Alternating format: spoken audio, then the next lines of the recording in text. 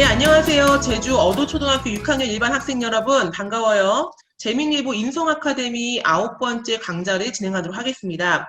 선생님은 재민일보 김도영 기자입니다. 오늘은 한국인이 많이 틀리는 국문법하고요. 바른말 쓰기에 대해서 알아보도록 하겠습니다. 오늘 강의는 황지선 한국방송작가협회 소속의 작가가 진행하도록 하겠는데요. 저 선생님이 황지선 작가 소개를 잠깐 해드릴게요. 황지선 작가는요, 순수 국내파로 혼자 공부하는 법을 터득한 후에 서울대학교 국어국문학과를 졸업했고요. 혼자 유학 준비를 한 후에 UC 버클리, 뉴욕대학교, 콜롬비아 대학교 등등등등 미국에 있는 대학교를 모두 합격한 후에 UC 버클리를 골라서 입학해서 석사까지 마친 인재입니다. 현재는 프리랜서로요, KBS하고 EBS에서 다큐멘터리 등을 제작하고 있는데요. 오늘 황지선 작가와 함께 이야기 나누면서 우리가 자주 틀리는 국문법에 대해서 배워보도록 하고요. 선생님이 황지선 작가에게 한국 대학하고 미국 대학하고 차이점하고 공부하는 방법도 좀 소개해달라고 했으니까 우리 제주도의 봉성리에 위치한 어도초등학교, 명문초등학교 학생들 여러분 귀를 쫑긋 세우고 즐거운 교육 되시길 바랍니다. 황지선 작가를 소개합니다. 우리 박수 한번 쳐드릴까요? 네. 안녕하세요. 저는 황지선 작가입니다. 제 목소리 잘 들리나요? 조금 더 크게 해주시겠어요? 제 목소리 잘 들리세요? 안녕하세요. 네. 오늘은 제가 좀 작가로서 한국인이 좀 많이 틀리는 국문법이나 맞춤법들을 좀 보아온 게 있는데 그 부분을 여러분에게 조금 쉽게 재밌게 설명을 해드리고 싶고, 그리고 제가 공부를 하면서 느꼈던, 한국에서든 외국에서든 느꼈던 거를 좀 여러분에게 공유를 해드리고 싶어서 이 강의에 참여를 하게 됐습니다. 먼저 저는 한국에서도 학교를 다니고 좀 외국에서도 학교 경험을 좀 했어요. 그래서 대표적으로 여러분이 우리나라에서 알고 있는 학교는 뭐 서울대나 연세대, 뭐 제주대도 있겠고, 뭐 고려대 등등 나라에서 운영하는 국립대나 사립대 같은 경우가 있겠죠. 그리고 미국은 이거랑 약간 다른 게 주립대라는 개념이 있어요. 주립대 같은 경우에는 우리나라의 국립대에 해당하는데 주에서, 그러니까 주가 미국으로 따지면 나라 같은 거겠죠. 그 나라에서 운영하는 학교와 또 우리나라 사립대처럼 학교 자체에서 운영하는, 또 미국 동부 같은 경우에는 8개 학교가 모여서 연합이 이루어져 있는 아이비리그가 대표적인 사립대학교가 있습니다. 뭐 여러분 많이 아시는 뭐 연세대, 고려대가 축제 때 연고전이든 고연전이든 하듯이 미국의 사립대들은 그런 식으로 조금 축제도 같이 참여를 하고 학교도 연합이 되어 있어서 조금 더 정체성이나 조금 더 정체성이나 그냥 이 상징성이 조금 더 뭉쳐 있다고 보시면 될 것 같아요. 우리나라에는 약간 좀 생소한 개념이기는 하겠죠. 그래서 물론 학교는 우리나라도 굉장히 큰 캠퍼스를 가지고 있는데 미국 대학교 같은 경우에는 굉장히 더 우리나라의 몇 배가 되는 정도 규모의 캠퍼스가 있어요. 그래서 우리나라 대학교에 들어가면 나 대학교 들어갔어. 캠퍼스의 낭만을 좀 꿈꿔보고 싶어 라고 해서 학교에 입학해서 학교 생활을 하는 그런 생활이 이어지게 되는데, 미국 같은 경우에는 마을 자체에 캠퍼스 타운이라는 게 형성이 되어 있어서 그 안에 사람이 살고 있어요. 마을 주민이. 여러분 뭐 에워르비나 뭐 상기 마을, 하기 마을 이렇게 다 나뉘어 있잖아요. 그런데 그 마을 자체가 캠퍼스여서 학교가 그 안에 건물 곳곳이 들어가 있다고 생각을 하면 조금 더 이해하기 쉬울 것 같아요. 그리고 한국에서는 건국대학교가 그 제일 큰 캠퍼스라고 소개가 되어 있어요. 여의도가 한강에 있는 작은 섬인데 그 한강의 섬의 1.5배의 크기가 건국대학교의 크기예요. 그래서 그 관악산을 끼고 있어서 학교가 굉장히 크다고 하는 서울대학교도 여의도의 절반 크기인데 건국대학교는 훨씬 더 큰 규모의 학교라고 할 수 있겠죠. 그런데 미국의 대학교는 이게 섬 하나보다 큰 게 아니라 강남구의 몇 배가 커요. 미국에서도 제일 크다고 소문이 난 학교는 오하이오 주립대인데 이 캠퍼스의 크기는 강남구의 21배예요. 이 강남구는 서울대의 100배 크기라고 하는데 제가 좀 알아보니까 이게 이게 오하이오 주립대의 캠퍼스 크기예요. 그리고 이 모든 시설이 학교 안에 들어가 있는 거예요. 중간중간에 뭐 마을도 형성이 되어 있고 제가 지도를 조금 살펴봤더니 강남구와 송파구가 합쳐져 있는 크기가 이 동그라미 안에 표시되어 있는 게 오하이오 주립대의 크기더라고요. 이거는 영등포구 위에 조그맣게 하얀 점들이 보이는데 이거 중 하나가 여의도예요. 여의도의 그러니까 서울대가 여의도의 절반 크기인데 오하이오 주립대 캠퍼스는 이 강남구의 21배의 크기예요. 이 서울대가 이 캠퍼스 안에 100개가 다 들어간다고 보면 되죠. 규모면으로 아주 차이가 크잖아요. 그래서 이 편의시설 자체도 우리나라 같은 경우에는 대학교 주변으로 상권이 발달이 되어 있어서 학교 주변으로 카페가 생긴다거나 옷가게가 생긴다거나 식당이 생기거나 하는데 미국 같은 경우에는 건물 자체에 뭐 편의시설이 모든 게 다 들어있어서 학교 생활을 하는데 학교 내 캠퍼스 안에 들어가 있을 때 모든 생활이 다 가능하다는 걸 알아두시면 좋을 것 같아요. 그리고 저 같은 경우에는 정시로 학교를 들어간 케이스여서 수능만 열심히 준비를 했어요. 그런데 미국의 대학을 진학을 하기를 목표로 한다면 지금부터 뭐 초등학교 고학년 때부터든 중학생 때부터든 뭐 나는 이렇게 조금 특별한 학생이에요 라고 준비를 하는 에세이라든지 이런 좀 특별한 활동에 참여를 했어요 라고 해서 캠핑이라고 표현을 많이 하는데 캠핑에 뭐 참여를 해서 과학 경진대회를 나갔어요. 뭐 이런 캠핑에서 문학 프로그램에 조금 더 특기를 두고 활동을 했어요 라는 그런 약간 자기소개서 같은 에세이를 준비를 하게 돼요. 그래서 뭐 SAT 준비도 물론 꼼꼼히 준비를 차근차근 해야겠지만 에세이도 굉장히 열심히 준비를 해야 미국 대학에 합격을 할 수 있는 가능성이 굉장히 높아집니다. 미국 대학교 같은 경우에는 내가 좀 더 특별한, 내가 이 학교에 왜 필요한 인재인지를 선별하는 경우가 굉장히 많아서 남들과는 다른 거를 추구를 해요. 그래서 우리나라 같은 경우에는 대학교 입시 컨설팅을 해주는 그런 학원들이 많은데 그런 학원을 통하지 않고서도 정말 나만의, 내가 쓴, 그래서 표절을 하지 않는, 남들과 비슷하지 않은 게 아주 중요해서 여러분이 그 자체로 학원의 도움을 받지 않고 여러분 그냥 쓰는 게, 여러분이 에세이를 작성하는 게 훨씬 더 미국 대학교 합격을 조금 더 가능케 하는 그런 방법이 하나가 될 수가 있습니다. 그래서 우리나라 같은 경우에는 학교에서 이러이러한 전형이 있습니다 라고 얘기를 한 후에 그 전형에 맞춰서 입시를 준비를 하게 되는데 미국 같은 경우에는 입학할 학교마다 다 원하는 과목이 달라요. 입학하는 학교 그리고 학과마다.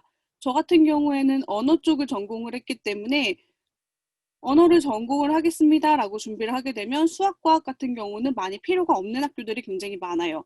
우리나라 수능을 준비하는 거랑은 좀 다르죠. 수능을 준비하기 위해서는 수학, 과학, 뭐 사회 과목, 기타 뭐 제2외국어든 뭐든지 다 해야 하는데 그 과정에서 나는 미국 대학교를 만약에 입학을 하겠다라고 하면 나는 언어도 이렇게 열심히 공부를 했지만 이런 과학 과목도 조금 더 공부를 해서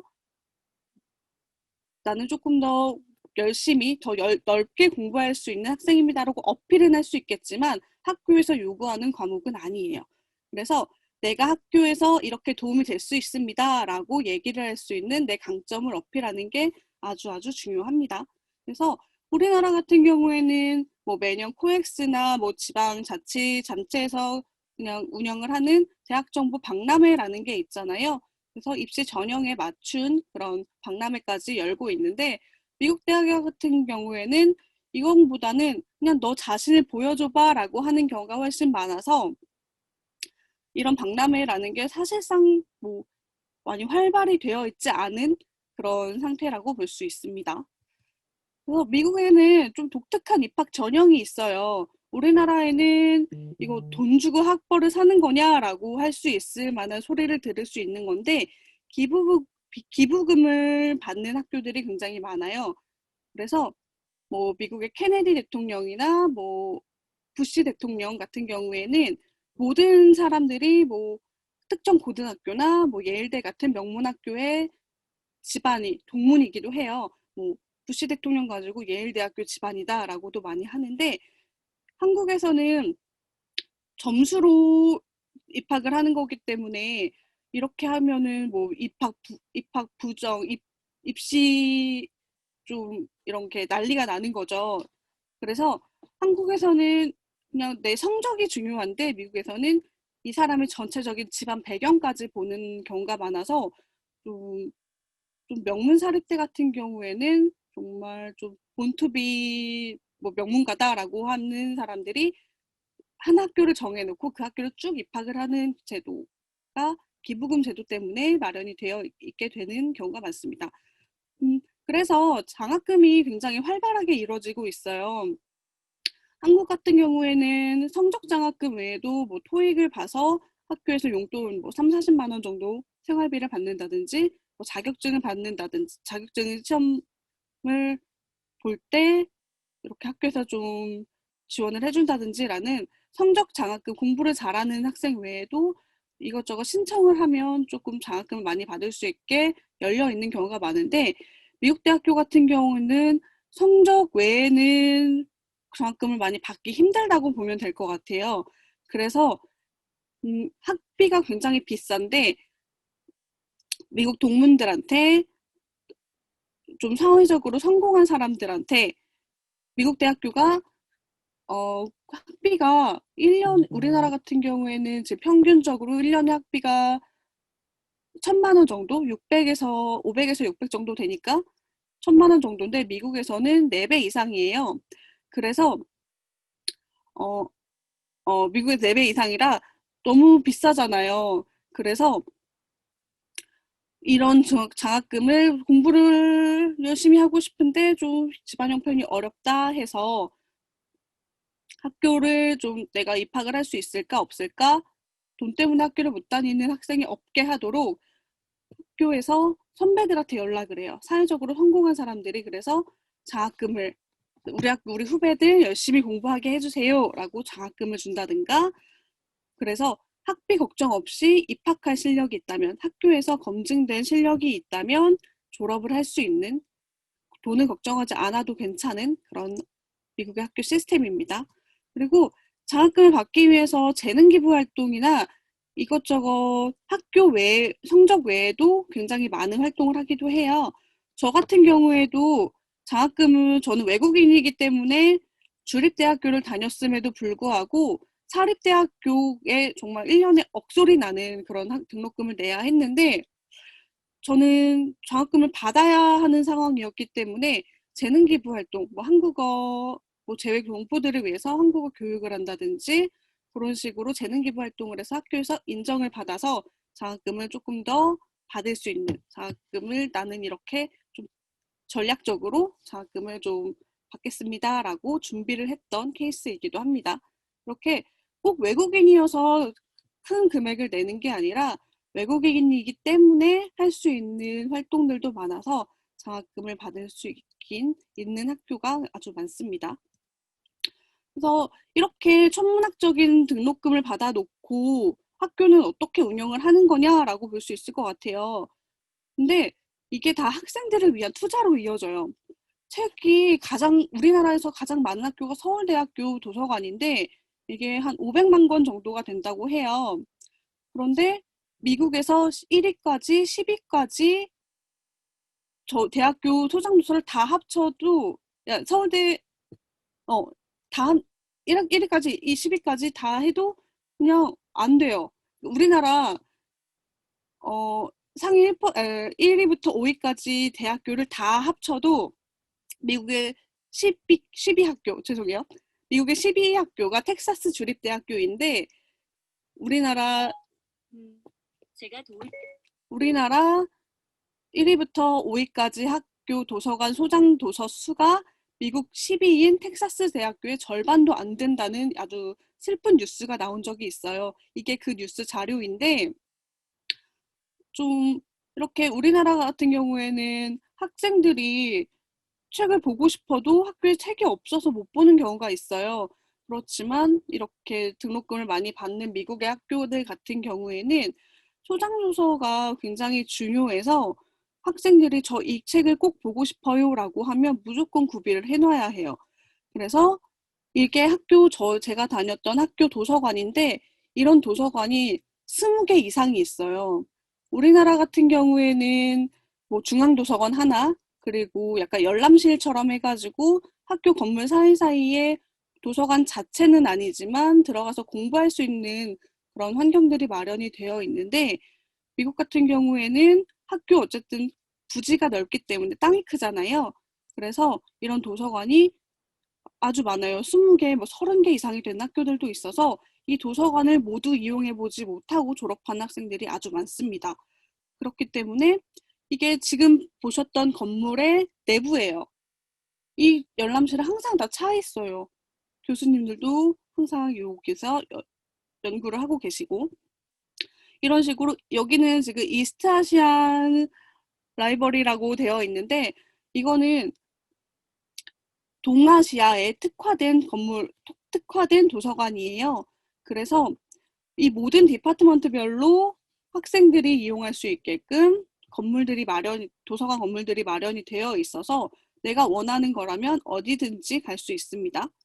그래서 요 뉴북스라는 게 보이잖아요. 매일매일 이런 책들이 학생들이 원하는 책이라면 매일매일 들어오는 수준이에요. 그래서 이런 회의실, 옆에 보이는 사진은 회의실인데 이 회의실이 학생들이 아주 자유롭게 사용할 수 있어요. 회의를 하기도 하고 조별 과제를 하기도 하고 여기서 잠깐 공부를 하다 지치니까 잠깐 눈을 붙이기도 하고 이렇게 학생들을 위해서 아주 투자를 많이 하고 학생들에게 좀 공부하는 데 도움이 많이 될 수 있도록 열심히 뭐 공부해라라는 좀 원동력이 되는 공간이기도 합니다. 그래서 아까 천문학적인 액수의 등록금이라고 했는데 요거를 꼭 도서관에서만 쓸 수 있지 않아요. 도서관은 정말 공부를 하기 위한 것이지 공부를 하기 위해선 체력도 받침이 되어야 한다라는 생각이 미국 학교들의 대부분의 생각이라서 이런 헬스클럽도 굉장히 자유롭게 사용을 할 수가 있는데 헬스클럽뿐만이 아니라 뭐 필라테스라든지 요가, 뭐 스쿼시, 테니스, 수영장 이런 걸 모두 무료 혹은 한 학기에 $10 정도만 내면 쓸 수 있어요. $10라는 거는 한 12,000원 정도? 세네 달에 12,000원 정도면 아주 저렴한 금액이죠. 우리나라 서울대 같은 경우가 지금 수영장을 한 번 입장하는데 11,000원을 받고 있대요. 그 11,000원으로 한 학기 동안 모든 시설을 이용할 수 있는 게 미국의 주립대학교의 특징입니다. 그리고 운동시설도 아주 잘 되어 있어요. 저도 운동을 열심히 했는데 그냥 한 학기 동안 열심히 다녔는데도 모든 시설을 이용해보진 못했어요. 그 정도로 아주 잘 되어 있는 게 미국 학교의 특징입니다. 여러분 좀 한국어 많이 틀리는 국문법을 좀 준비를 해봤어요. 여러분 여기가 좋은 하루 되세요라고 문장을 제가 하나 준비를 해왔는데 이 좋은 하루 되세요라는 문장이 우리가 알면서도 잘못 쓰고 있는 잘못된 표현 중 1위래요. 이 좋은 하루 되세요라는 거는 have a good day를 우리말로 옮긴 영어투 표현이어서 이거를 우리말로 하기에는 좋은 하루가 돼? 뭐지? 좀 어색한 문장이에요. 그래서 좋은 하루 되세요의 발음 표현이 있어요. 이게 여러분이 이미 좋은 하루 되세요라는 말에 많이 익숙해져 있기 때문에 좀 제가 발음 문장이 좀 어색할 수 있을 것 같아요. 좋은 하루 되세요라는 문장의 발음 표현은 좋은 하루 보내세요라고 바꿔 쓸 수 있어요. 철수야, 선생님 좋은 하루 되세요. 라고 하면, 선생님이 좋은 하루가 돼. 선생님이 좋은 하루 이퀄 선생님. 이게 말이 좀 이상하죠? 그래서 즐거운 하루 보내세요. 행복한 하루 보내세요. 좋은 하루 보내세요. 정도라고 바꿨으면, 앞으로 바꿨으면 아주 좋을 것 같습니다. 그리고 이것도 약간 좀 어색한 문장이에요. 두 정상은 전날 만찬을 가진 데 이어 확대 정상회담과 업무 오찬을 가졌다. 이 가지다라는 동사가 have를 직역한 역시 영어투 문장이어서 만찬을 가진다. 우리는 가지다라는 표현을 잘 하지 않아요, 우리말은. 그래서 이 말의 바른 표현은 열다, 치르다라고 바꿔 쓸 수가 있어요. 두 정상은 전날 만찬을 치른 데 이어 확대 정상회담과 업무 오찬을 열었다. 이래서 여러분 토론회를 진행하다, 토론회를 가지다, 이 강연을 갔다라고도 많이 표현을 하잖아요. 이 열다, 치르다라고 바꿔 쓸 수 있는 문장은 간담회도 있고 개인전, 생활 속에서 기자회견, 환경 문제에 대한 토론회를 가졌다. 이런 문장을 다시 간담회를 열다, 간담회를 치르다, 개인전을 열다, 개인전을 치르다, 기자회견을 열다, 기자회견을 치르다, 환경 문제에 대한 토론회를 열다, 토론회를 치르다 라고 문장을 바꿔 쓰는 게 훨씬 더 한국말스러운, 우리말스러운 문장이라고 할 수 있습니다. 그리고 정말 이것도 논문에서도 나오는 말투인데 뭐뭐 하도록 한다 라는 건 피동문이에요. 그래서 이거는 사실 우리 말은 능동형을 좀 더 활용을 하는 문법이 주로 이러기 때문에 피동문을 웬만하면 쓰지 않는 게 좋습니다. 뭐뭐 하도록 한다라고 하는 거는 도록을 빼면 아주 간결하고 명료한 문장이 되어요. 이거는 일본어에서 온 문제예요. 우리가 일본어 일제강점기를 좀 겪었기 때문에 생활 속에서 일본어를 아주 굉장히 많이 쓰고 있는데 축하를 하도록 한다, 축하한다 라고 바꿔 쓰는 게 조금 더 이해가 빨리 되고 간결하죠. 그래서 뭐뭐 하도록 한다라고 하는 문장은 앞으로는 좀 지양을 하면 훨씬 더 깔끔하고 좀 간결한 그런 문장이 될 것 같고, 여러분 앞으로 자기소개서 같은 거나 토론을도 많이 할 텐데 제가 앞으로 이런 행사를 진행하도록 하겠습니다. 제가 앞으로 이런 토론회를 더 열심히 참석하도록 하겠습니다. 라고 하는 것보다는 제가 앞으로 토론회를 열심히 참여하겠습니다. 앞으로 열심히 제가 이런 행사를 진행하겠습니다. 라고 하는 게 훨씬 더 좋은 문장입니다. 그리고 뭐뭐 된다, 뭐뭐 진다, 뭐뭐 되어진다 역시 쓸데없는 피동문이에요. 뭐뭐 되다, 뭐뭐 지다 같은 표동형은 뭐뭐 한다라는 능동형 표현이 일본어투 말투예요. 우리 말은 무조건 한다라고 하는 게 올바른 표현입니다. 그리고 특히 되어진다라고 하는 건 이중피동이어서 우리 말에는 절대 없었던 표현이에요. 요즘 제가 특히 많이 봤던 문장인데 이렇게 생각되어집니다, 이렇게 판단되어집니다 라는 문장을 최근에 굉장히 많이 봤어요. 이거는 정말 약간 이렇게 말하면 될지 모르겠는데 근본 없는 문장이라고 봐도 좋아요. 불리다, 시키다 역시 피동형이어서 좀 삼가면 좋은 문장인데 이거는 삼가면 좋은 문장인데 여러분 저는 이렇게 생각해요. 전 이렇게 하면 좋아요. 저는 이렇게 판단했습니다. 라고 앞으로는 표현을 해주는 게 여러분의 의사도 정확하게 전달할 수 있고 여러분의 생각을 조금 더 잘 표현하는 문장이어서 앞으로 뭐 문장을 직접 말을 한다거나 문장을 좀 쓸 때 뭐 문서를 작성을 한다거나 내가 앞으로 뭐 텍스트로 뭔가 문자를 보내거나 할 때 이렇게 생각되어집니다 라고 하는 것보다는 저는 이렇게 생각합니다 라고 하는 게 훨씬 더 이 사람이 좀 한국어 문법을 좀 알고 쓰는 사람이구나라고 생각을 할 수 있는 계기가 될 수도 있겠죠. 뭐 뭐뭐라고 저는 이렇게 좀 하나 더 예를 들고 싶은 거는 저는 황지선이라고 불리는 사람입니다. 말이 좀 이상하잖아요. 저만 이상한가요? 저는 황지선입니다. 라고 하는 게 더 간결한 소개겠죠. 우리 강아지를 소개를 하고 싶은데 이 친구는 초코예요. 제 강아지 이름은 초코입니다. 라고 말을 하는 게 더 좋은 문장이지 이 강아지는 초코라고 불리는 제 강아지입니다. 라고 하지 않잖아요. 조금 더 문장을 간결하게 만드는 걸 습관을 들이면 아주 좋은 문장가가 될 수 있다고 저는 생각을 합니다. 그리고 뭐뭐 시키다. 이거 이렇게 하라고 시켜. 이런 문장은 아니고 이게 이렇게 생각되라고 내가 이렇게 생각하라고 시켰어. 이거는 좀 피동형이니까 상가는 게 좋아요. 그리고 이것도 아주 많이 자주 틀리는 문법 중 하나인데 돼요와 돼요의 차이점이에요.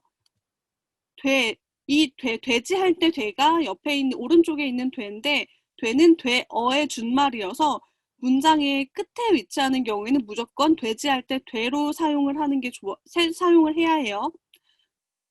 돼어는 안 돼 할 때 이 돼 옆에 있는 왼쪽에 있는 돼를 사용하는 경우가 많은데 안 돼라고 명령을 하는 문장에서는 이 오른쪽에 있는 돼지 돼자를 쓰면 됩니다. 그래서 여러분 조금 헷갈린다 싶으면은 이렇게 하면 돼, 안 돼? 라고 할 때 이렇게 하면 돼요, 안 돼요? 라고 한 번 더 문장을 풀어서 쓰면 조금 더 판단을 하기가 쉬워져요. 그래서 이렇게 하면 안 돼요. 이렇게 하면 안 되어요.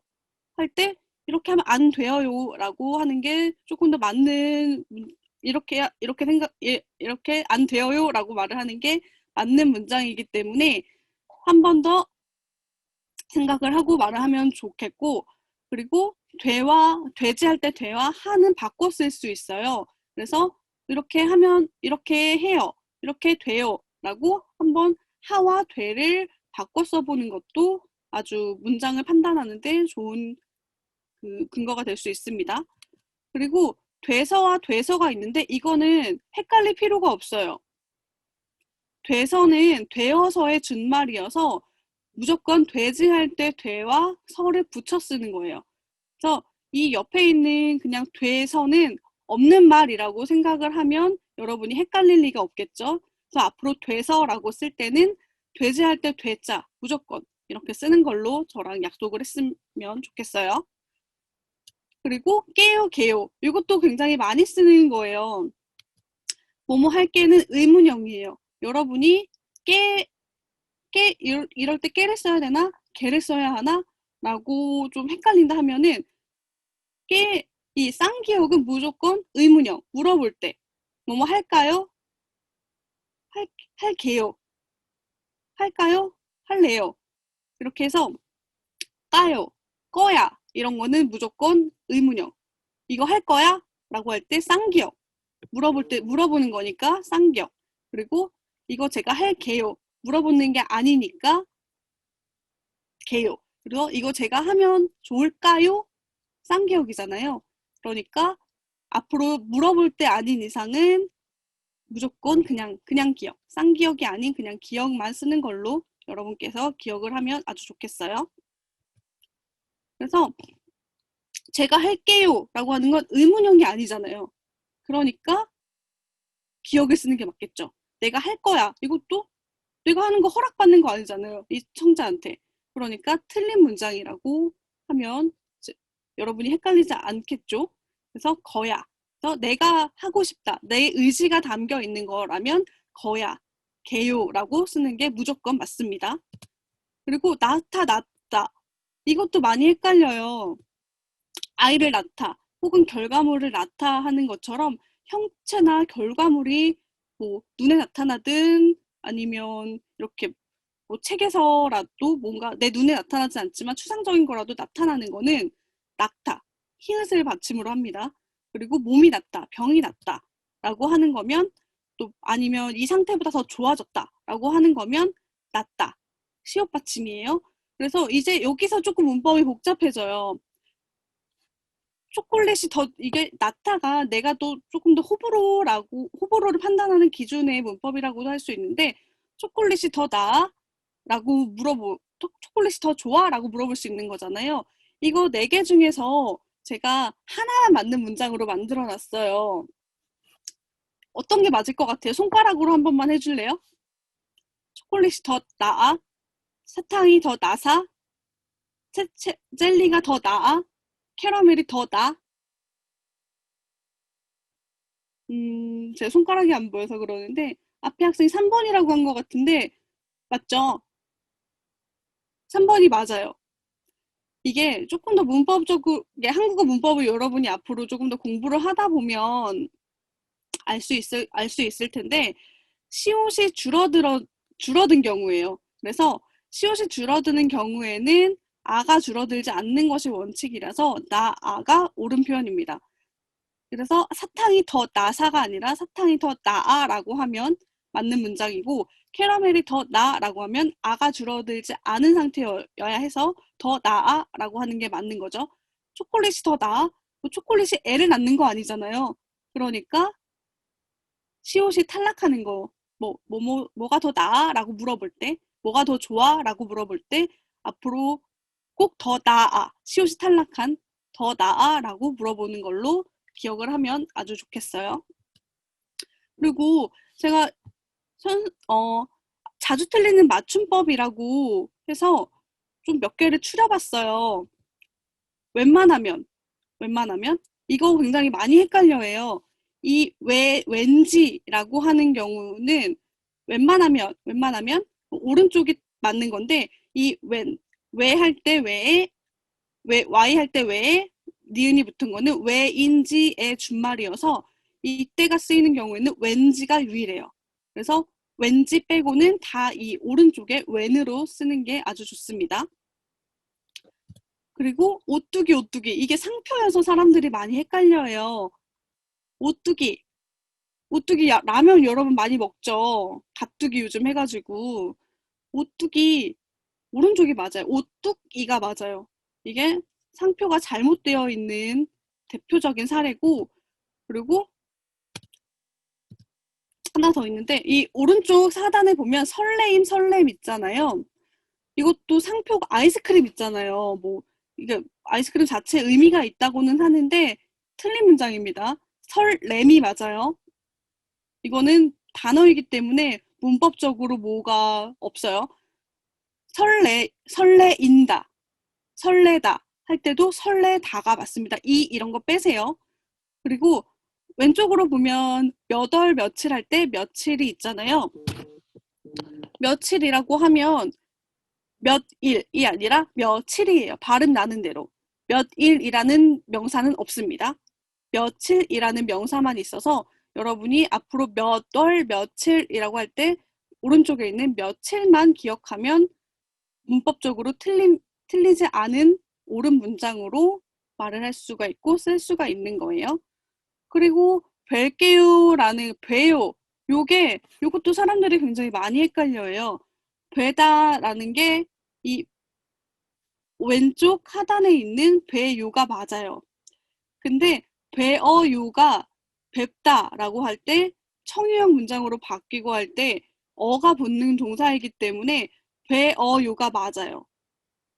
뵙다라고 할 때는 이 왼쪽에 있는 뵈에 비읍이 맞는데 그래서 이게 사람들이 많이 헷갈려요. 그래서 뵙다라고 하면 좀 나중에 청유형 문장으로 바꾸거나 생활문으로 바꿀 때는 어를 웬만하면 붙인다고 생각을 하면 좋겠어요. 그래서 뵈다 할 때 뵈에 아이가 모음이 오는 거는 틀린 문장입니다. 그래서 제가 정말 되게 파괴적인 맞춤법이라고 생각을 했던 게 이 왼쪽 상단에 있는 뵐게요였는데 좀 모양부터 이상하지 않나요? 이거는 없는 말이니까 여러분 앞으로는 뵈오이 아니면은 나중에 뵙겠습니다 배워요라고도 좀 헷갈린다 싶으면은 나중에 뵙겠습니다. 나중에 배워요. 조금 더 부드럽게 하고 싶으면 나중에 배워요. 뵙겠습니다. 뵐게요. 라고 I가 아니라 OE만 쓰는 걸로 저랑 약속해요. 그래서 여러분 이렇게 해서 좀 많이 쓰이는 문장 위주로 준비를 해서 제가 맞춤법 정도는 끝났는데 여러분 굉장히 명문학교답게 명문대학교 앞으로 지금도 준비를 하고 있고 해외로도 뻗어나갈 인재들이란 얘기를 제가 김도연 기자님께 들었어요.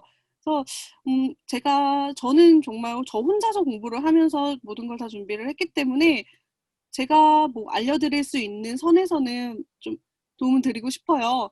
그래서 여러분 오늘 제 얘기 듣다가 궁금했던 점 있으면 말을 해주면 제가 답변을 하겠습니다. 네, 오늘 황지선 작가님 이렇게 좋은 강의 해주시는데 우선 박수 한번 쳐드리고 감사합니다. 네, 질의응답 받도록 할게요. 궁금한 점 있었던 부분이 있었던 학생들은 2명만 받을게요. 선생님 앞에 노트북에 나오셔서 질문 실제로 해주시면 돼요. 생각해보세요. 그 와중에 선생님이 하나 질문할게요. 혼자 공부를 스스로 어떻게 하는지 이런 국어 문법 같은 거 공부, 시험 공부 이런 거는 혼자 어떻게 했는지가 궁금하거든요. 저 같은 경우는 학교 수업은 정말 필기를 다 했어요. 그래서 수업 시간에 조는 거는 저는 정말 상상도 못했어요. 그래서 선생님이 수업 시간에 그냥 막 이거 중요해서 시험에 낼 거야 라고 하는 말도 하나도 허투루 듣지 않고 이거 시험에 낸다고 함, 이거 시험에 나옴 이런 식으로 내 나름의 뭐 표시를 한 것도 있었고 그리고 그냥 열심히 했어요. 내가 관심 있는 분야의 책을 아주 많이 봤었고 그래서 하루에 잠을 사실 많이 안 잤던 것 같아요. 그래서 고등학교 3학년 때부터 대학교 다닐 때까지는 하루에 4시간 이상을 잡았던 기억이 없어요. 그래서 좀 나는 대학원을 가서는 그냥 우리나라뿐만 아니라 우물안 개구리가 되고 싶진 않아서 우리나라뿐만 아니라 세계에 있는 아이들과 경쟁을 해야 하는데 걔네가 공부하고 일할 시간에 나는 잘 수 없어 해가지고 조금 많이 욕심을 부렸던 케이스예요. 그래서 영어 공부 같은 경우에도 어쨌든 문법이 조금 더 받침이 되어야 그리고 단어가 많이 들어와 있어야 내가 어떤 문장을 자유롭게 구사를 할 수 있기 때문에 문법은 기초를 다지는 튼튼한 그런 골조 같은 거예요. 그러고 그 골조를 완성하는 인테리어 소품 같은 게 어휘여서 문법이랑 어휘 공부를 많이 해두면 여러분이 영어를 훌륭하게 문장을 만들 수 있겠고 그리고 막 탑 오브 더 월드 뭐 이런 식으로 발음하기 창피하지 않아요. 우리는 한국인이기 때문에 한국식으로 문장을 표현을 하고 말을 하는 거는 그 친구들도 다 이해를 해요. 그러니까 뭐 문장을 내가 책을 읽으면서 읽어보는 것도 물론 한 번씩 해주면 좋겠지만 그런 발음에 대해서 스트레스를 받아서 내 발음 좀 후져서 애들 못 알아들으면 어떡해? 라고 걱정할 필요는 없어요. 미리 그렇게 걱정을 하는 게 자신감을 떨어뜨리기 때문에 만약에 외국인 친구들이 내가 만약 틀리게 뭐 브로큰 잉글리시로 말을 했어요. 그러면은 그 친구도 어쨌든 알아듣거든요. 그래서 그러면은 외국인 친구를 만약에 만날 기회가 있다면 얘기를 해요. 일단 던져놓고 내 영어 틀렸어? 라고 물어봐요. 그러면은 만약에 맞는 문장을 구사를 했다라고 하면 그 친구 아니 네 영어 틀리지 않았어. 좋은 영어야. 라고 얘기를 해줄 테고 이거는 너무 딱딱한 표현이야. 생활에서는 이렇게 표현을 하니까 이런 단어로 고쳐봐 라고 조언을 해줄 거예요. 그래서 그냥 내가 더 능동적으로 내가 더 적극적으로 부딪혀 보면은 여러분이 훨씬 더 공부를 재밌게 할 수 있을 것 같아요. 저는 제가 좋아하는 과목을 조금 일찍 찾은 편이어서 뭐 국어 문법에 빠져서 저는 문법을 좋아했기 때문에 국어를 공부를 했는데 선생님한테 가서 여쭤봐도 돼요. 선생님, 티읕은 모양이 두 가지잖아요. 위에 한 일자 있는 거에 디귿 있는 것도 있고 그냥 다 붙여 쓰는 것도 있는데 키읔은 왜 그렇지 않아요? 라고 해서 저 고3 때 선생님한테 가서 이렇게 물어봤더니 선생님이 그냥 모양이 그렇게 생긴 거야. 붓글씨체야. 이렇게 말씀을 해주시더라고요. 두려워하지 마세요.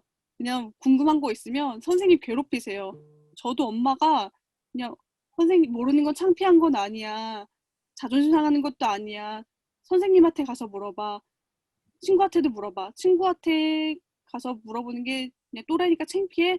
선생님이 아무한테나 가서 물어봐. 다 아셔. 이렇게 말을 해, 중학교 2학년 때 이렇게 말씀을 해주셔가지고 그때부터 선생님을 더 찾아가면서 공부를 했던 것 같아요. 네, 우리 어도초등학교 학생 여러분 2명 정도 질문 한번 해볼까요? 궁금한 거 없어요?